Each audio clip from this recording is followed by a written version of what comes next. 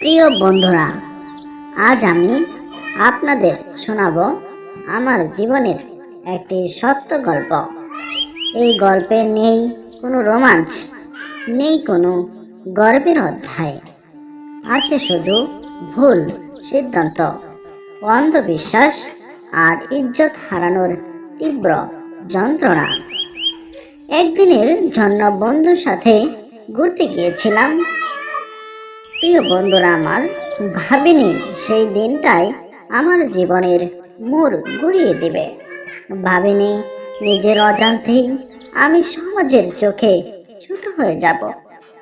প্রিয় বন্ধুরা, আমি তখন সবার চোখে একজন ভদ্র নিয়েছিলাম। পরিবারের সম্মান, আত্মীয়দের আস্থা সবই ছিল আমার পাশে। হঠাৎ একদিন কয়েকজন বন্ধুর প্রস্তাব পেলাম। বন্ধুরা বলল, চল একটু ঘুরে আসি, মনটা ভালো হবে। আমি বেশি কিছু না ভেবে রাজি হয়ে গেলাম, কারণ ওরা ছিল আমার খুব কাছের বন্ধু, যাদের বিশ্বাস করতাম চোখ বন্ধ করে। ভ্রমণের শুরুটা ছিল স্বাভাবিক। হাসি, গল্প, ছবি তোলা সবই ভালোই চলছিল। কিন্তু ধীরে ধীরে আমি বুঝতে পারলাম এই ভ্রমণের উদ্দেশ্য শুধু ঘোরা নয়। বন্ধুদের আচরণ বদলাতে লাগলো। কিছু কাজ, কিছু সিদ্ধান্ত, যেগুলো আমার মূল্যবোধের সাথে মিলে না। আমি আপত্তি করতে চেয়েছিলাম, কিন্তু তখন আর আমার কথা শোনার কেউ ছিল না।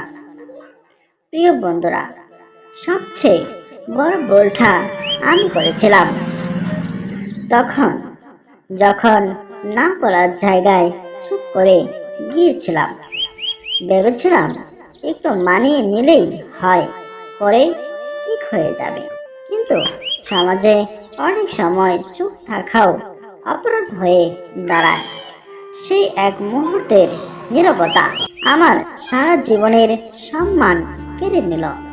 ফেরার পর বুঝতে পারলাম, খবর ছড়িয়ে পড়েছে যে সমাজ আমাকে সম্মান করত, সেই সমাজই আমাকে সন্দেহের চোখে দেখতে শুরু করলো। পরিবারের চোখে নেমে এলো হতাশা, আত্মীয়দের কথায় বিষ। বন্ধুরা যারা আমাকে সেখানে নিয়ে গিয়েছিল, তারা সবাই দূরে সরে গেল। আমি একা হয়ে গেলাম, শুধু আমার ভুল সিদ্ধান্তের কারণে। প্রিয় বন্ধুরা, এই গল্প কাউকে দোষ দেওয়ার জন্য নয়, এই গল্প সতর্ক করার জন্য। সব বন্ধু ভালো হয় না, সব ভ্রমণ আনন্দ বয়ে আনে না, আর একবার কিছু হলে কি হবে, এই ভাবনাটাই অনেক সময় ইজ্জত হারানোর শুরু হয়। নিজের মূল্যবোধ, নিজের সীমারেখা, এই দুটো জিনিস কখনো কারো কাছে বন্ধক দিবেন না। একদিনের ভুল সারা জীবনের আফসোস হয়ে দাঁড়াতে পারে। আমি সেই আফসোস নিয়ে বেঁচে আছি। প্রিয় বন্ধুরা, আমার গল্পটি শোনার জন্য সকলকে ধন্যবাদ।